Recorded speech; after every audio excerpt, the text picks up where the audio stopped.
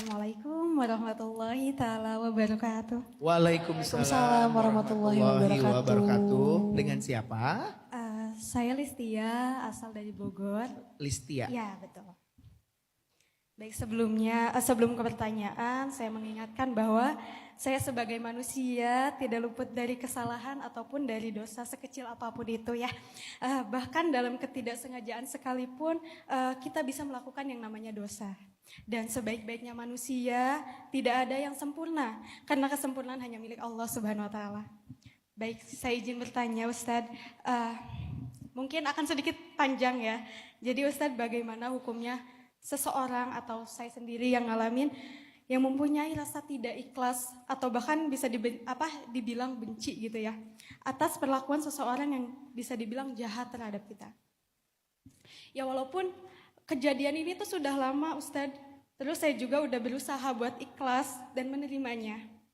Saya juga selalu mencoba buat udah gitu pengen dilupain aja gitu ya.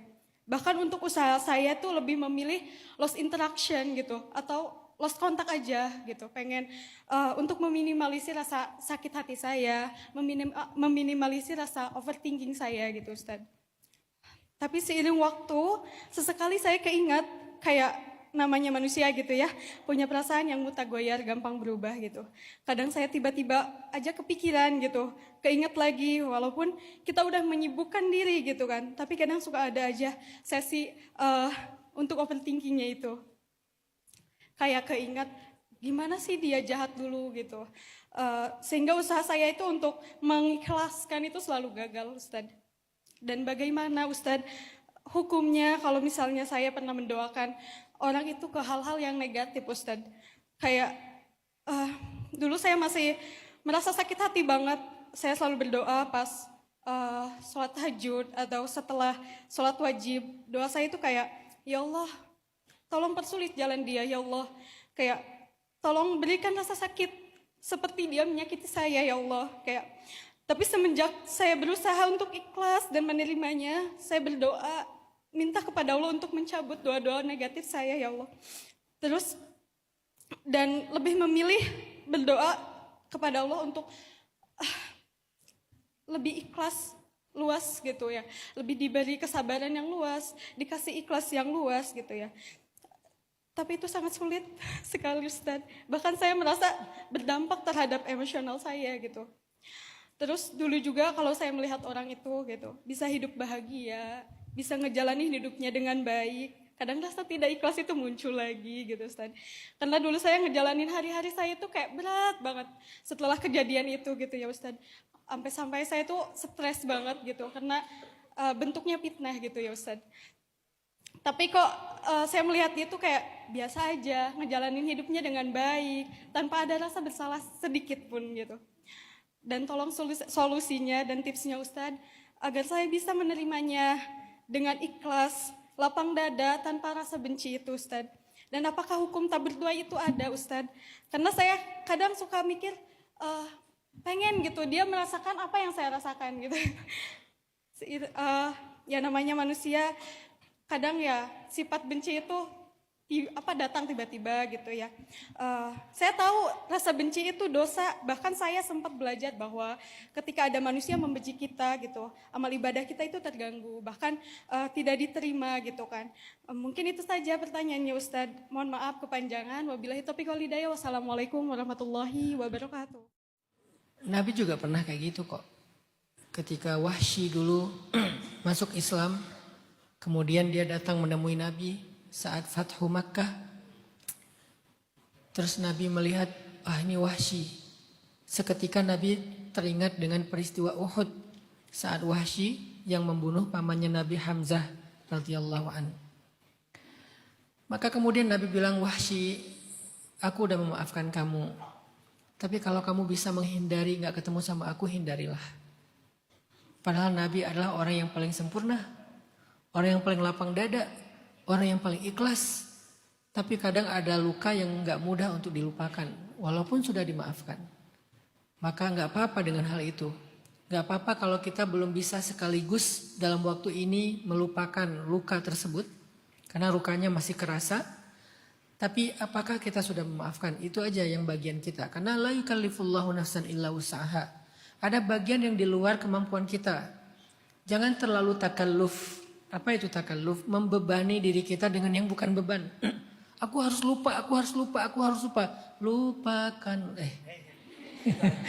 Fales. Gak harus kita maksain diri kita untuk membebani pikiran kita dengan apa yang di luar kemampuan kita. Karena Allah gak suka dengan takalluf. Dalam agama itu takalluf dilarang loh. Termasuk takalluf itu overthinking, overreaction. Itu takalluf. Terlalu berlebihan dalam hal yang sebetulnya bukan bagian kita. Termasuk lupa tentang kesalahan, luka, segala macam. Kita gak bisa mengendalikannya sepenuhnya. Itu kadang-kadang di luar kendali kita. Tiba-tiba muncul kan. Bukan sengaja kita ingat-ingat, kita udah mencoba melupakan, tapi tiba-tiba muncul. Muncul karena sebuah parfum, muncul karena sebuah musik, muncul karena sebuah makanan, muncul karena sebuah tempat, muncul kadang-kadang dengan sebuah kata-kata kayak tiba-tiba kita ngerasa kayak dejavu. Kan itu muncul begitu aja, nggak bisa kita kendalikan. Maka udahlah, itu emang di luar kendali kita. Rabbana la tuhammilna ma la taqata lana bih. Ya Allah, jangan pikulkan kepada kami sesuatu yang kami enggak sanggup memikulnya. Tapi ada yang dalam kendali kita, yaitu memaafkan. Melupakan bukan kendali kita, memaafkan kendali kita. Apa arti memaafkan? Kita enggak ingin kesalahan itu kemudian kita balas pertama. Kita tidak ingin membalasnya. Kita udah memaafkan, namanya udah memaafkan enggak akan membalas dong. Kita juga enggak berharap bahwa dia akan dibalas. Mungkin kita nggak mungkin membalas, tapi berharap bisa nggak ya dia dibalas? Bisa nggak ya dia ngerasain apa yang aku rasain? Bisa nggak ya dia sengsara juga? Kayaknya dia bahagia-bahagia aja deh. Jadi aku nggak rela deh ngeliat dia sakit sendiri. Udahlah kita disakitin plus sakit ngelihat kenyataan. Emang nggak capek sakit terus? Pertama kita disakitin. Udah gitu kita kan kepo ya, penasaran ya, gregetan kan? Gemes gitu, pengen lihat dia kayak gimana hidupnya sekarang. Oh ternyata dia happy, makin gemes, makin gregetan. Udahlah, unfollow aja di semua akun. Jangan di unfollow di akun pertama tapi masih following akun kedua. Unfollow aja di semua akun, gak usah cari tahu lagi tentang dia. Itu yang membantu kita untuk belajar memaafkan. Kalau masih kepo, masih perhatian, susah memaafkan. Kalau ngelihat dia bahagia, kita nggak rela. Ngelihat dia sengsara, kita bahagia. Kan dengki namanya, hasad. Mending kita nggak tahu apa-apa udah. Jadi belajar untuk wahjurhum hajran jamila kata Allah. Kan gitu di surat Al-Muzammil. Wasbir ala ma yaqulun. Bersabarlah atas ucapan-ucapan mereka. Caranya gimana biar bersabar, biar ikhlas? Wahjurhum hajran jamila. Tinggalkan mereka dengan cara baik-baik. Arti tinggalkan di sini. Terjemahan dari wahjurhum, unfollow mereka, delete kontak mereka, gak usah balas DM mereka, gak usah balas chat mereka. Kan gitu kan terjemahan dari wahjurhum hajran jamila. Harus dengan cara baik-baik, bukan dengan cara yang gak baik. Misalnya meninggalkan tapi dengan cara playing victim. Meninggalkan tapi dengan cara manipulatif. Meninggalkan tapi dengan cara nambah fitnah. Itu gak jamilah. Tinggalkan saja dengan diam. Udah tinggalin.